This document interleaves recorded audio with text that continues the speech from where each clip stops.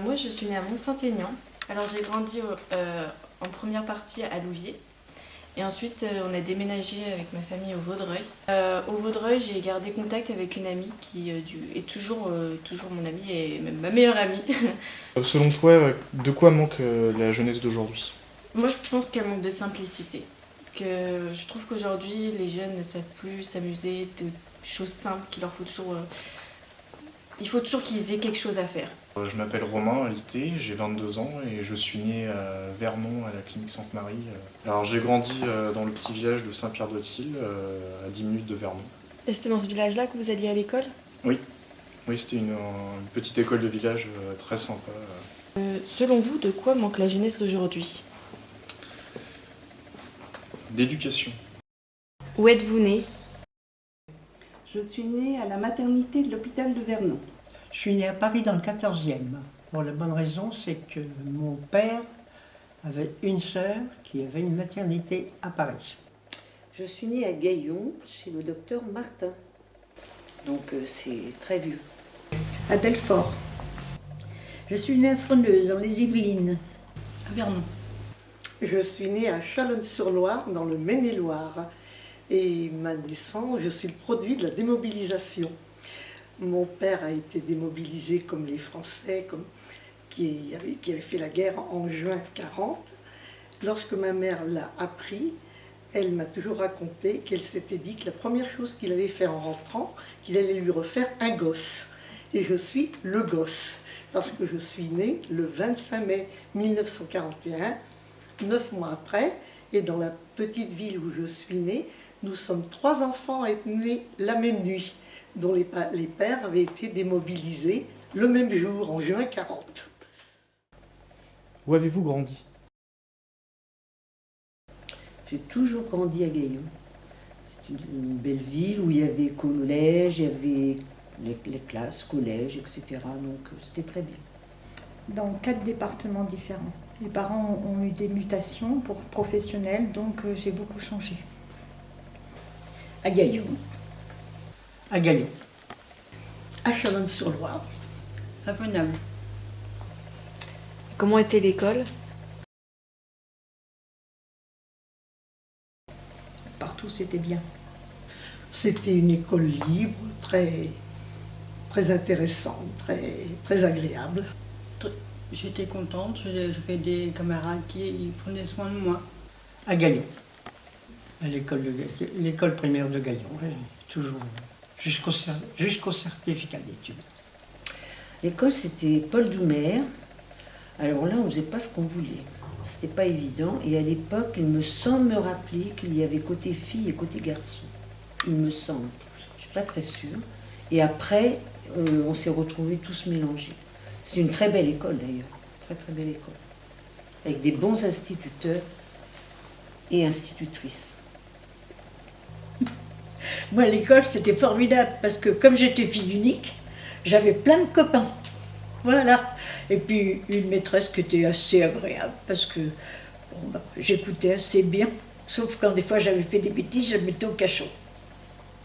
Un petit cachot, c'était pas très haut, où elle mettait ses livres, la maîtresse. Alors quand je bougeais, je restais jamais sans bouger.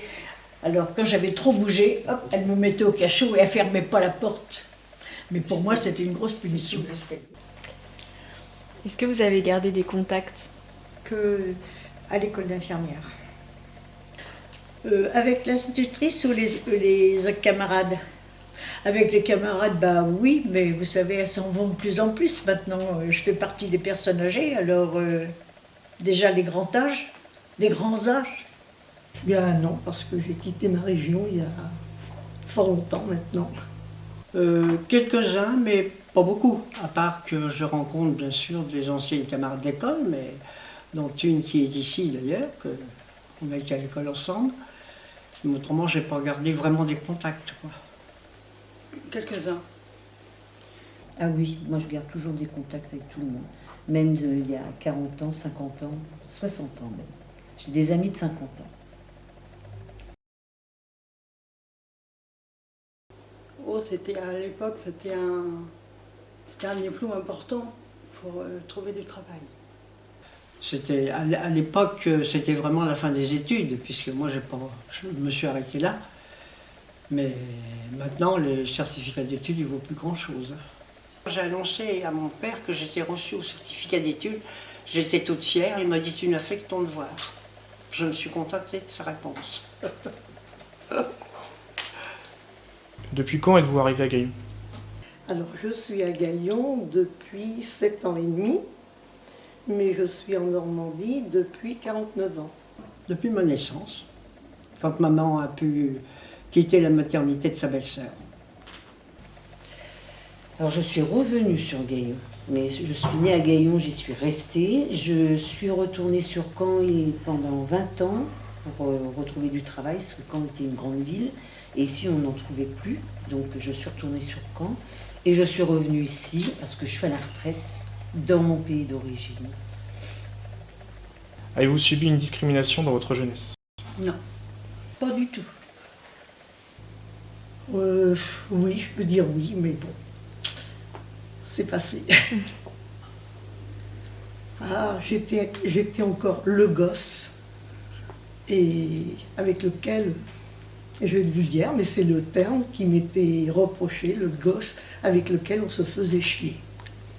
Ah, sûrement pas, parce que je pense que je n'avais pas le caractère à me laisser faire. Non, non, non. Oh non, absolument pas. Non, pas du tout. Non.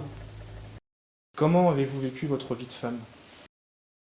Ma vie de femme, mon mari est un artisan peintre. J'ai fait toute sa comptabilité parce que lui, il n'avait pas du tout envie de le faire. Et puis j'ai travaillé aussi comme aide comptable plutôt, pendant plus d'une vingtaine d'années. Et puis c'est tout. Je suis arrivé à la retraite comme ça, quoi. J'ai quitté la comptabilité. Et maintenant, ça me sort par les yeux. J'ai plus envie d'en faire. C'était une belle vie. J'ai eu 2 belles filles qui sont aussi gentilles que mes petits-enfants à l'heure actuelle.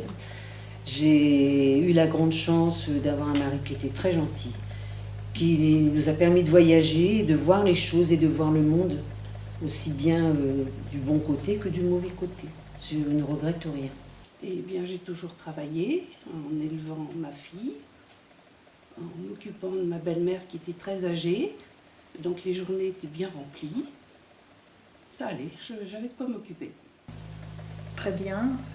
J'ai eu la chance d'avoir une très belle famille et d'avoir une très belle carrière en même temps, de tout mener en binôme. Quel type de carrière? Infirmière à domicile, à Gaillon, 43 ans. Alors, le métier d'infirmière à domicile est né à peu près dans ces années-là, parce que les religieuses commençaient à ne plus recruter. Et donc, ce sont les civils qui ont pris leur place petit à petit dans tous les villages, les villes, quoi. Mais en fait, notre profession structurée comme elle a quoi, 70 ans, quoi, pas plus. Oh, parfaitement bien, j'étais heureuse et j'ai eu 2 enfants rapidement et c'était la joie, le bonheur. Je ne voulais surtout pas me marier pour quitter la maison, comme c'était souvent le sort des jeunes filles de cette époque.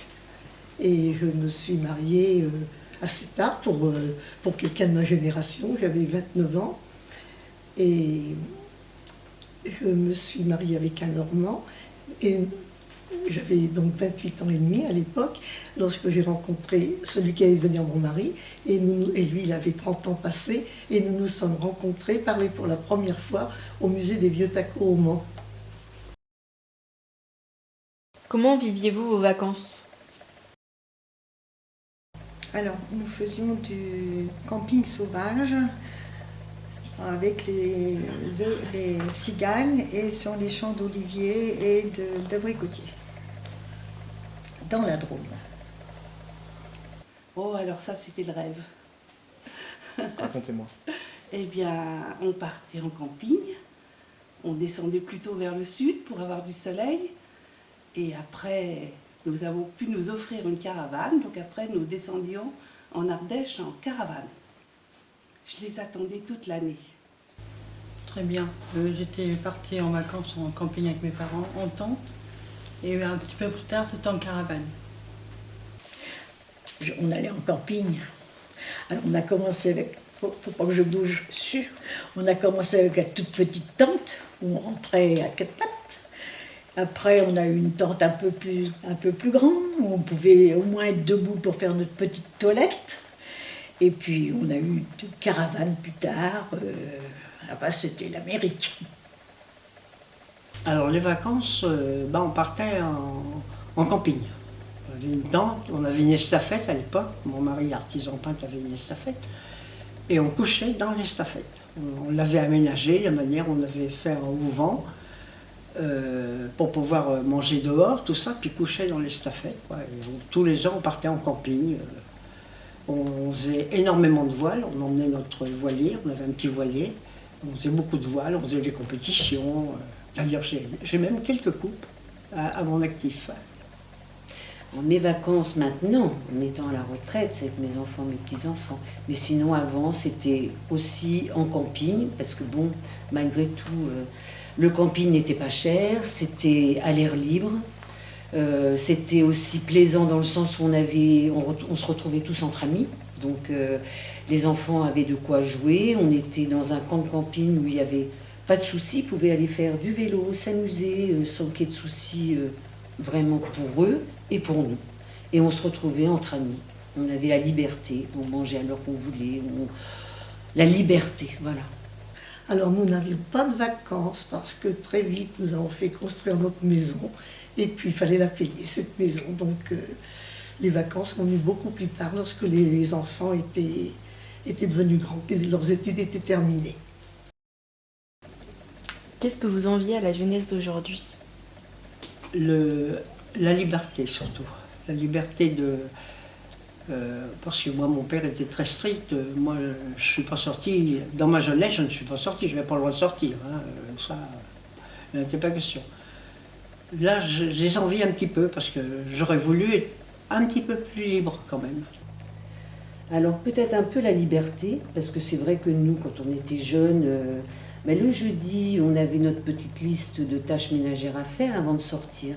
Alors ce qu'on faisait, parce que bon, on n'allait pas non plus pas sortir quand les parents travaillaient le jeudi, on amenait tous nos copains, nos copines, ils nous aidaient à faire le ménage, la lessive, donner à manger aux lapins, aux poules, et hop, on partait après. C'était géant.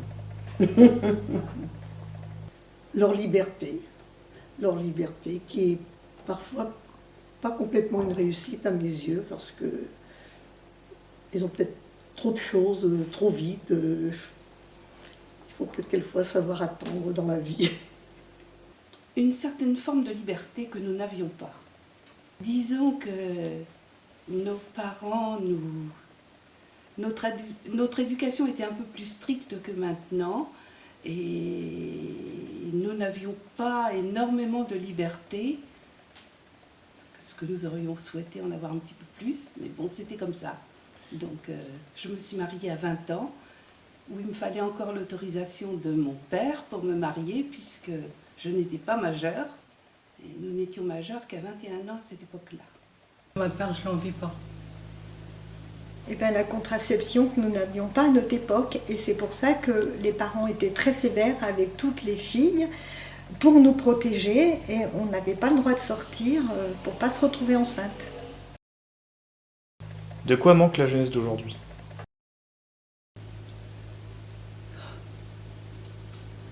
Pas facile cette question. Ils aient plus confiance en eux.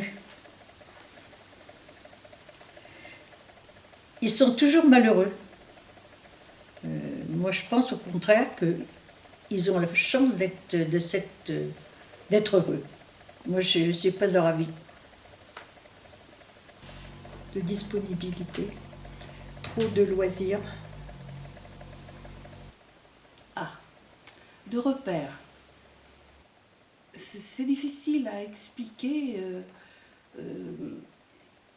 du fait de leur grande liberté.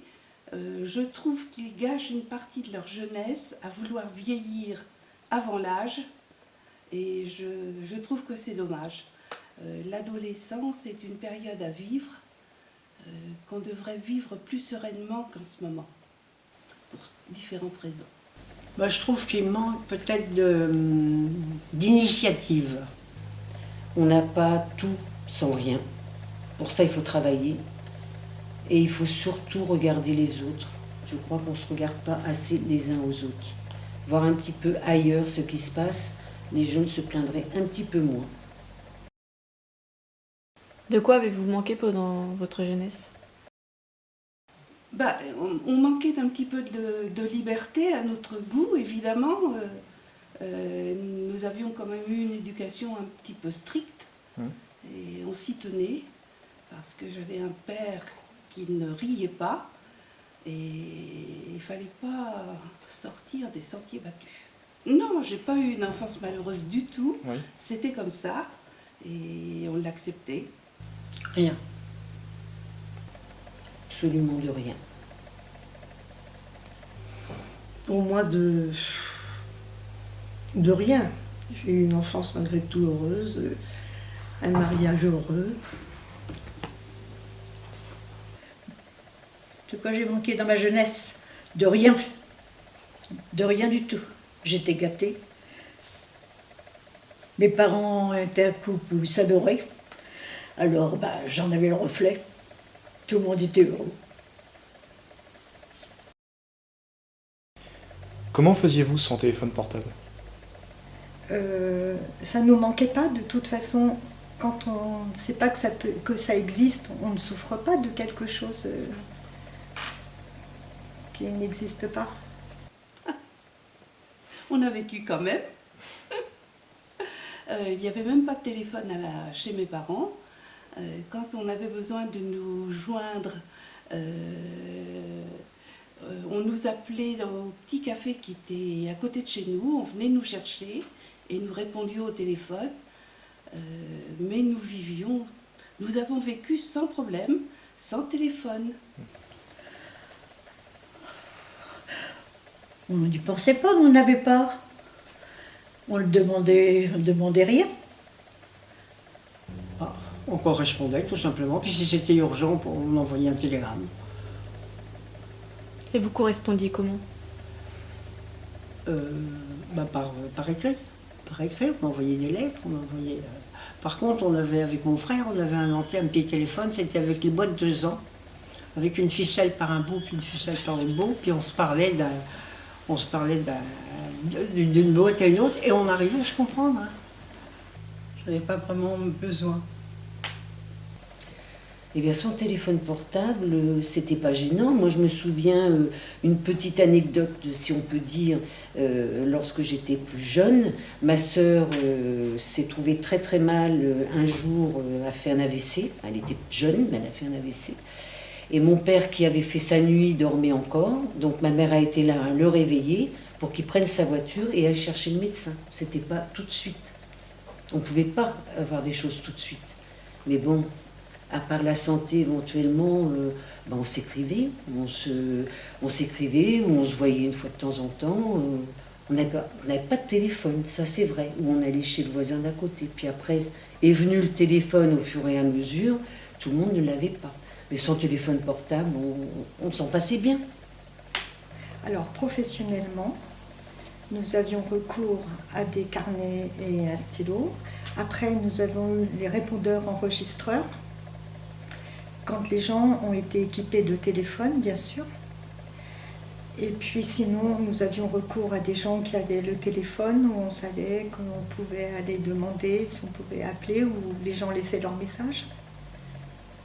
Et c'était plus compliqué parce qu'on devait retourner des fois là où nous étions venus, faute d'être joints tout de suite, quand c'était des urgences. Alors là, ça m'a jamais manqué au point que je ne l'utilise toujours pas. J'ai un portable uniquement lorsque je me déplace pour prévenir en cas d'avarie sur la voiture, en voiture, mais non, le portable, c'est pas mon truc. Selon vous, quelle est la valeur la plus importante à transmettre? Alors, le respect de l'être humain et de la nature. Les deux ne vont pas l'un sans l'autre pour moi. L'honnêteté, Le respect envers l'autre. On n'a jamais connu la semaine de 35 heures. Il me semble que de prendre le travail qui se présente, c'est un tremplin pour continuer. Et puis ça vous apprend des choses du monde du travail qui vous seront utiles un jour ou l'autre.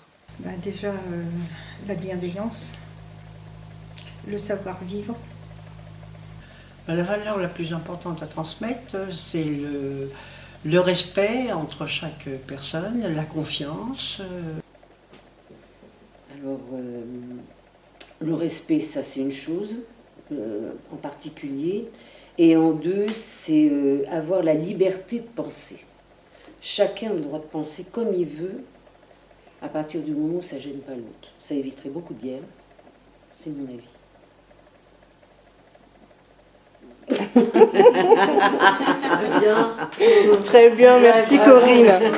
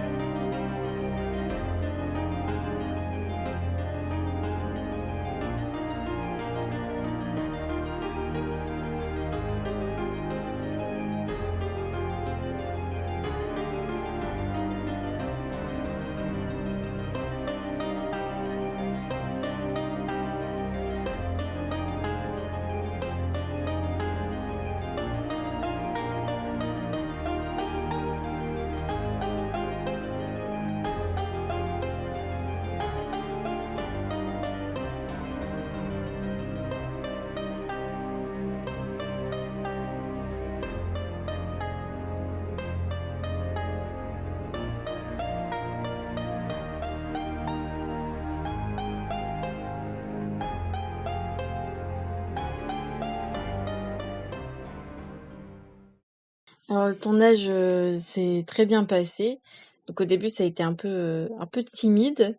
Les petits détails qu'elle pouvait rajouter à chaque fois sur l'histoire que moi je m'étais imaginée. Et du coup, ça m'a beaucoup touchée et on a aussi beaucoup ri. Enfin, c'était vraiment un bon tournage détendu et que je garde. Enfin, en tout cas, j'en garderai un bon souvenir. Enfin, nos jeunesses et les leurs sont quand même très différentes. Et d'avoir leur point de vue sur eux, leur vie, sur ce qu'était à l'époque, comment s'amuser, enfin tout ça, moi ça me permet de me rendre compte que j'ai beaucoup de chance